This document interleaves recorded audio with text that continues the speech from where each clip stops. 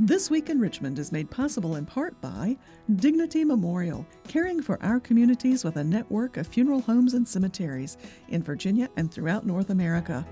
More information about Dignity Memorial's providers is online at dignitymemorial.com. Alpha Natural Resources, an energy company dedicated to respecting the land. Alpha Natural Resources, we power the world through the energy of our people. Haley Buick GMC, the place for a new Verano or Terrain Denali, in Richmond and online at haleybuickgmc.com. Everywhere there are lighting poles, there's one more opportunity to save money. Intelligent Illuminations provides cost-effective wireless lighting solutions for roadway or area outdoor lights. The Virginia Chamber of Commerce, the voice of the Virginia business community, working in legislative, regulatory, and political arenas to promote the free enterprise system.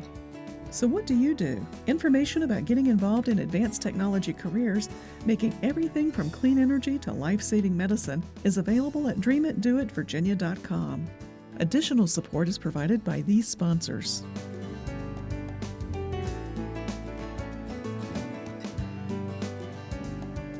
And by the members of Virginia's public television stations. Thank you.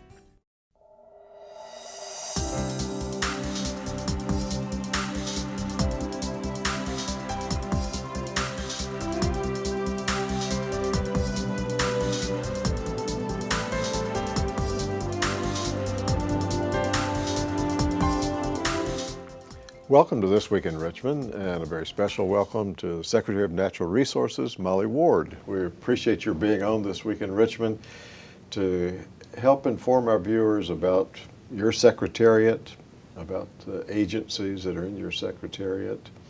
A great deal of experience in local government in Hampton, and now here heading up natural resources. So welcome. No, thank you so much for having me.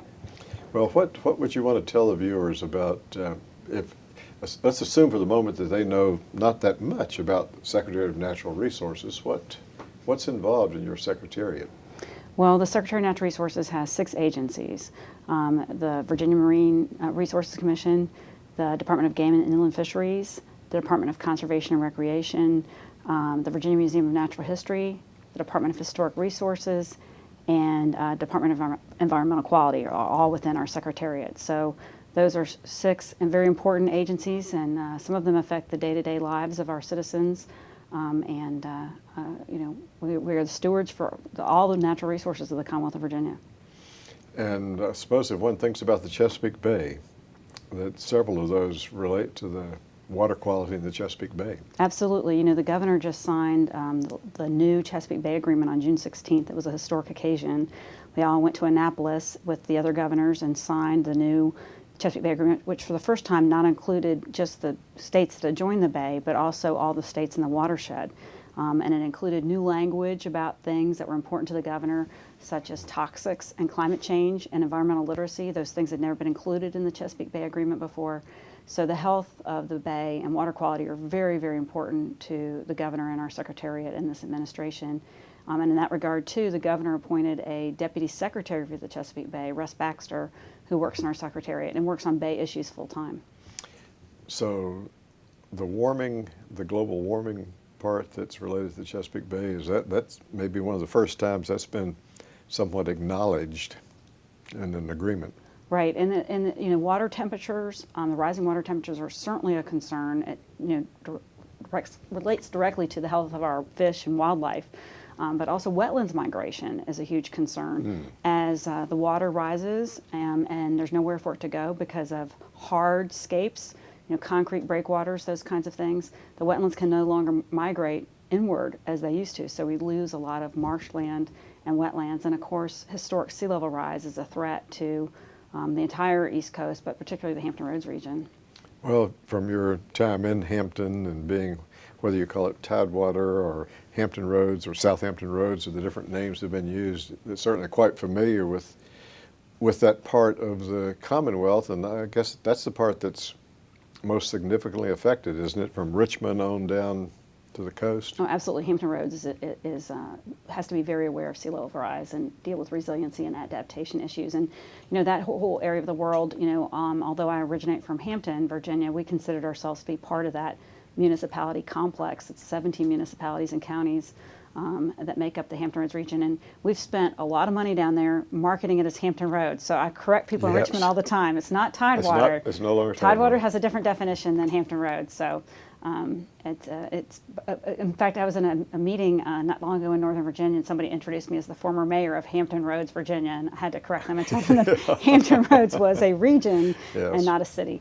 Yes. So is it in the region? Is it sometimes referred to as Southampton Roads if you're talking about the other side of the James, or is it preferable that all of it be Hampton Roads? We prefer all of it to be Hampton Roads because we know our futures are intertwined, and what's good for Norfolk is good for Hampton, and vice versa, and Virginia Beach as well. And whether it's Williamsburg or Poquoson, which are very small cities, they all have a seat at the table, and we all know that we have to work together to make that region stronger. But now, as Secretary of Natural Resources, I can not just wear the Hampton Roads hat, I can wear the Commonwealth of Virginia hat, and have traveled all over the state and want all the citizens of the Commonwealth to know that the governor cares about every nook and cranny, as does our Secretariat.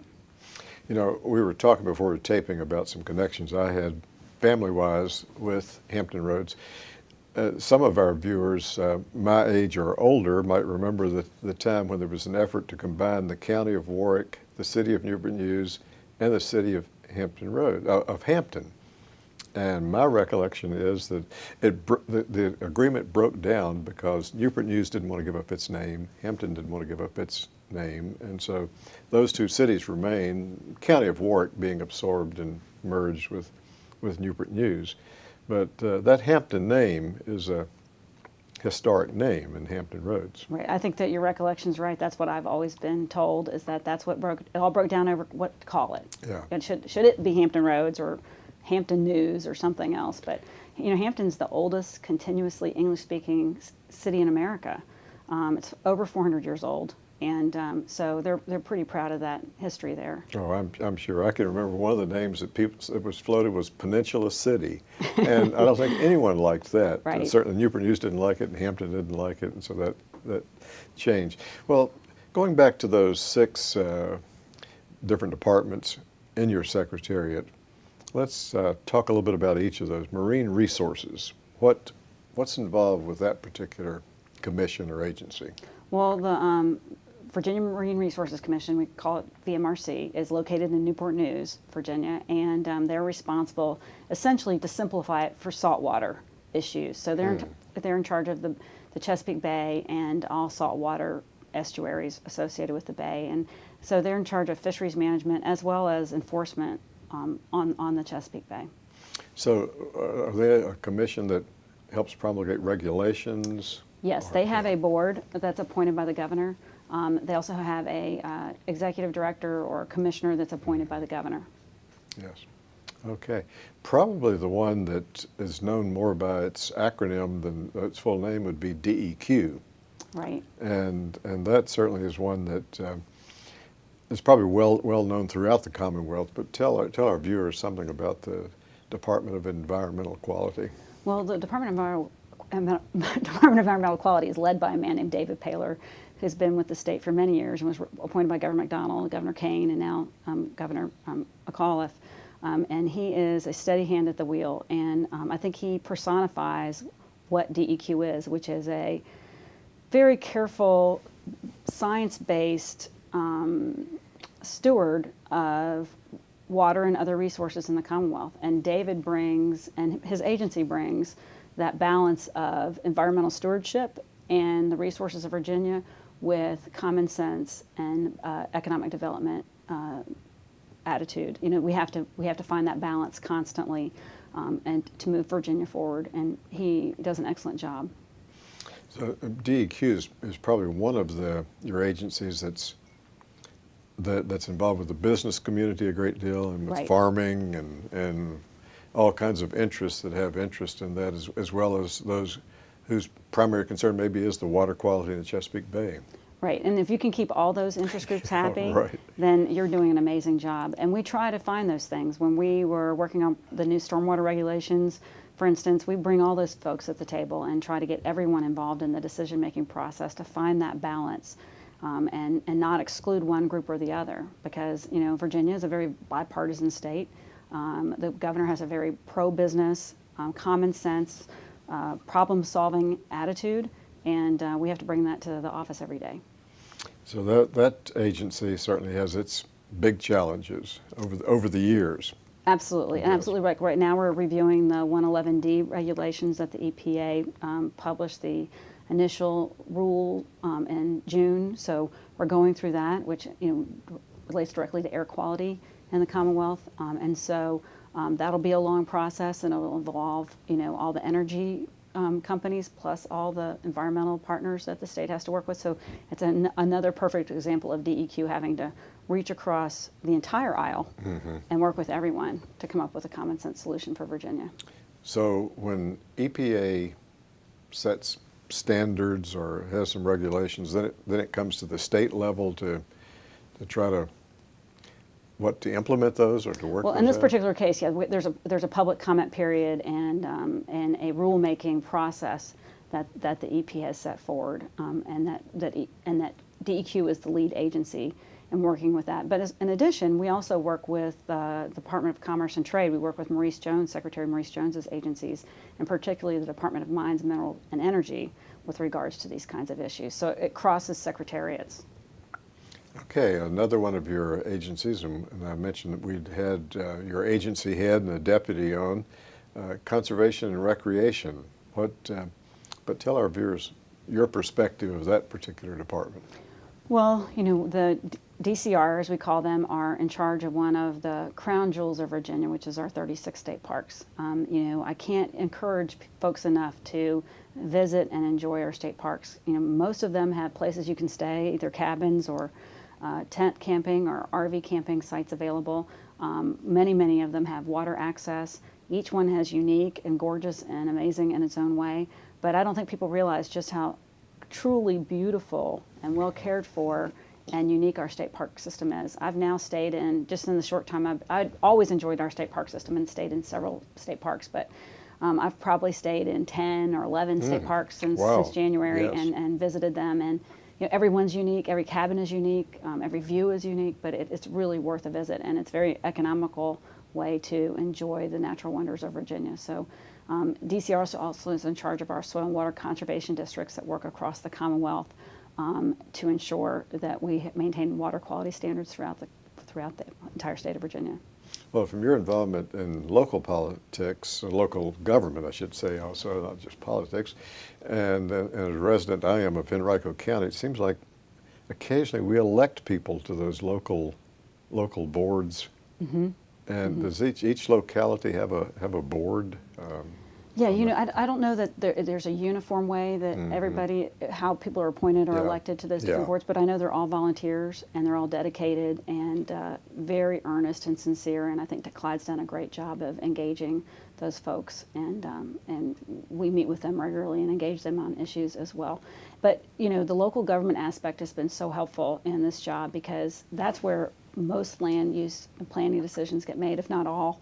And it's very interesting to me that a lot of people don't realize that when it comes to making a decision in a city or a county or town, it's getting made by that local board of supervisors or that local city council. And that's where the rubber really meets the road. And people will call our office and say, we're upset about XYZ building project. And the real answer is, that's where to get involved is right there at the local level. There are a lot of problems, a lot of really great stuff can get done at the local level. And I think the governor's very appreciative of the power and influence of local government and what great things they can do for the Commonwealth. Well, most recently you were serving as mayor, city of Hampton. So how's the transition from being mayor of a city to being a cabinet member? How would you describe that transition that I think by now have been through? Right. You've made it. It's remarkably similar. As mayor, you have to deal with a lot of complex issues and a lot of different interest groups and find that balance. I really think it's the job of the mayor to be the chief cheerleader and peacemaker for your city, and finding that balance constantly. And a little bit about a lot of things, especially in the Hampton Roads region where you serve on the transportation planning organization and you serve on the planning district commission, and you have to deal with all the issues that you have to deal with as mayor that may involve anything from museum issues to a complex engineering issue. So you know a little enough to be dangerous about a lot of things. And you get your picture taken a lot and give people a lot of plaques too, right? So you're also the ceremonial figurehead. And so I've compared this job to being the mayor of natural resources because there is that there is that certain aspect of the job that's involved just being there and being representative of the governor and his administration and your secretariat. And then there's the part where you really need to get into the nitty-gritty and understand some of these issues to be able to advise the governor or have an opinion and work with your agency heads to come up to a common sense solution. So it's remarkably familiar. Well, now, you mentioned museums as you were talking about that, and you have a museum as one of your 6 Yes, in Martinsville. agencies. Yes. Yeah. And I'm not sure how the Virginia Museum of Natural History got into the Secretariat's 6 agencies, but it is, and it's a remarkable and amazing place. They house all the samples, all the wildlife samples and things, and dinosaur bones, and the entire natural history museum collection. I don't know the number of items that they have, but it's astounding. And it's a really beautiful museum. It's absolutely worth a trip to Martinsville to see. You know, somewhere in the archives of our programs, and probably in the last couple of years, we did a program. Some of the folks came up from Martinsville, and one of the interesting things in their discussion was that there was some comment, maybe in some administration, about maybe merging it with a museum here in Richmond, the capital, and maybe merging it under it.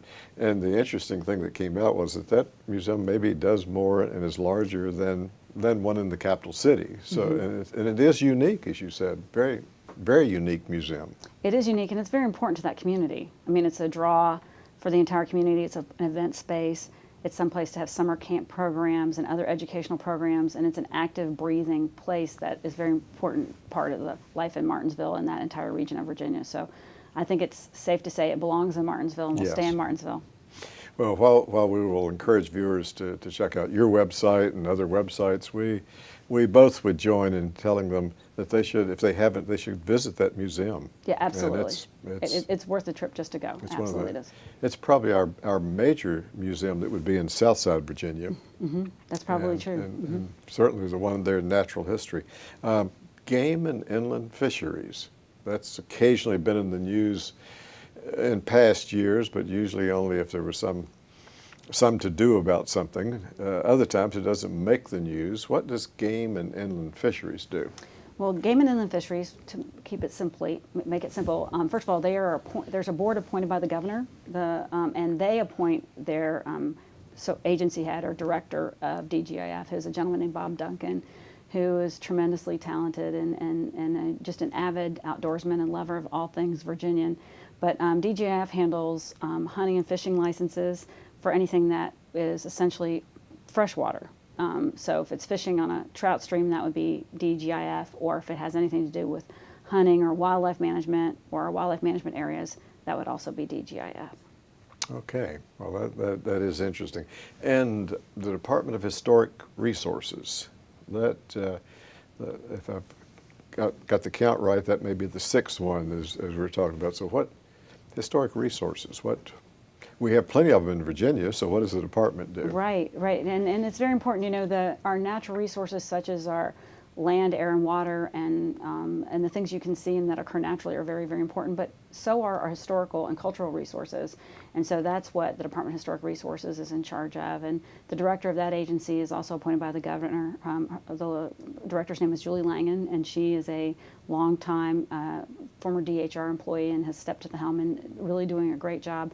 But if it's a building or a historic resource, then DHR is in charge of it. They also act very importantly as the State Historic Preservation Officer for the Commonwealth of Virginia, which is, they are the link to the federal government. So anything happens related to a transportation project or a Corps of Engineers project or anything like that, DHR performs the historic review for the federal government to make sure that no historic resources are being impacted. Here in the capital region, there's been a great deal of, I would say, controversy and debate about the location of a new baseball stadium. So, one of the sites is the current site, another site is down in Shockoe Bottom. Does Historic Resources get involved at all in looking at archaeological items that could be in certain areas, whether, I'm not just singling out Shockoe Bottom, but in other parts of the state, or is it really buildings and structures. No, they do. They do. And I don't know the particular facts of that case, but no, they do get involved in review to make sure that there's nothing that's being disturbed or improperly taken care of, and that the view sheds are being protected, and that archaeological sites are not disturbed, or that it's done in the most careful way possible. You know, once again, it's finding that balance, you know, between moving forward and caring for the things that make Virginia such a rich and amazing place to live. It would seem like, as I think about all those different agencies and about your being mayor of natural resources, that there probably is some interfacing with tourism that goes on. Yes, now tourism is in a different secretariat, but absolutely. And I think that one of the things that our agencies can do, and particularly Department of Conservation and Recreation, is to help in some of these communities that have been particularly hard hit by the decrease in coal use and other plants closing, et cetera, in parts of Virginia, that tourism is the economic development engine that we can help them with. Because a lot of these communities, the state park is the most important resource and the place where people can go and stay and enjoy and create more traffic for those communities in terms of tourist dollars and traffic. I'm sure it comes down to dollars oftentimes, but do you see any possibility during the time of the governor's time of service of additional state parks being developed? We know we have 5 state parks that are not open at this time due to financial concerns. And one of the great things I think Clyde Chrisman is working on is trying to get some of those state parks open, even if it's just in a primitive way. You know, even if it's just a gravel parking lot and some trails, we make those properties open to the citizens of Virginia for access and maybe primitive camping. You know, not everything has to have a $7 million visitor center and air-conditioned cabins. You know, there's other ways to enjoy the outdoors. And it's better to have folks enjoying the spaces and have people there, and then you can avoid issues like poaching and things like that. So we're working on getting some parks in, but hopefully within the next year. Well, that's exciting. Yeah, that weren't previously open. Yeah. So these are parks that don't really have buildings as such on them. It's the land that's... Right, but we want to cut the locks off the gates and make it accessible, and all these parks have great friends groups. I can't tell you how wonderful these friends groups, every state park has a Friends of the Park group that volunteers, you know, helps pick up trash, who raises money for new facilities. And so there are people that are eager to help us, you know, open trails and open access and help us keep track of who's there and what's going on so that all Virginians can enjoy these pieces of property that they own. Oh, that's delightful. So it's not a matter of purchasing other land, but there's possibility of 1, 2, 3, 4, or even 5 be open. Now, before we started taping, you were telling me something. I'd like you to tell our viewers something about an article that you read recently in the Wall Street Journal that sounds like that camping might have a new flavor to it. Well, first of all, I want to tell you that, you know, if you want to have an elegant time, you can stay in a state park cabin. I mean, there's some that are rustic and there's some that are newer, but they're all immaculate and adorable. So somebody who's not up for tent camping, there is an alternative for you, and it's perfectly lovely. It is not camping. Yes. Tent camping is a whole different, different ball of wax, right? And so we've seen a slight decrease in tent camping users, and I think it's because people haven't been brought up to camp, or they remember their dad and mom getting to a campsite at 10 o'clock at night and trying to put up a tent with, you know, canvas tent with flashlights and a bunch of different poles. For the first time. Yeah, and you can't, right? I mean, we've all been there and had it all dissolve into tears. But with tents now, you have these things that can pop up in less than a minute, and that are very accessible and friendly and economical. So I was excited over the weekend that there was an article in the Wall Street Journal, Weekend Journal, about tents and about how nice they've gotten, and you can buy one that's like 1,000 square feet or something. Wow. I mean, yeah, so you know, you can have all the comforts of home and an air mattress and well, maybe not all the comforts of home, but you have space anyway. Yes. And enjoy the great outdoors. And so I would love to see more Virginians get interested in tent camping. And I plan to set an example myself. My family and I enjoyed tent camping, but at my age and stage of the game, I definitely need an air mattress. So, you know, air mattresses have gotten a lot better too. You can pop those things up really quickly, and used to have that foot pimp. And it was an arduous process, but so tent camping's gotten a lot friendlier. We want to encourage our Virginia families and our neighboring communities to enjoy it. Yes. Well, Secretary Ward, or Mayor Secretary Ward, we thank you very much for being on This Week in Richmond. We look forward to having another conversation with you. Oh, thank you very much. Thank you.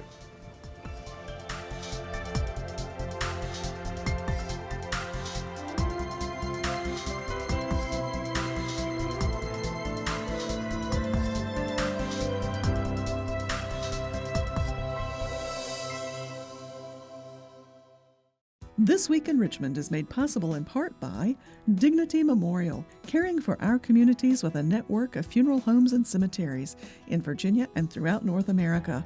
More information about Dignity Memorial's providers is online at dignitymemorial.com. Alpha Natural Resources, an energy company dedicated to respecting the land. Alpha Natural Resources, we power the world through the energy of our people. Haley Buick GMC, the place for a new Verano or Terrain Denali, in Richmond and online at haleybuickgmc.com. Everywhere there are lighting poles, there's one more opportunity to save money. Intelligent Illuminations provides cost-effective wireless lighting solutions for roadway or area outdoor lights. The Virginia Chamber of Commerce, the voice of the Virginia business community, working in legislative, regulatory, and political arenas to promote the free enterprise system.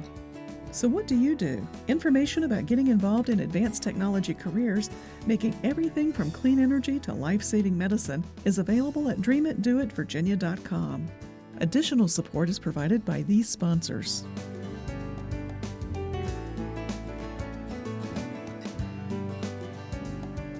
And by the members of Virginia's public television stations. Thank you.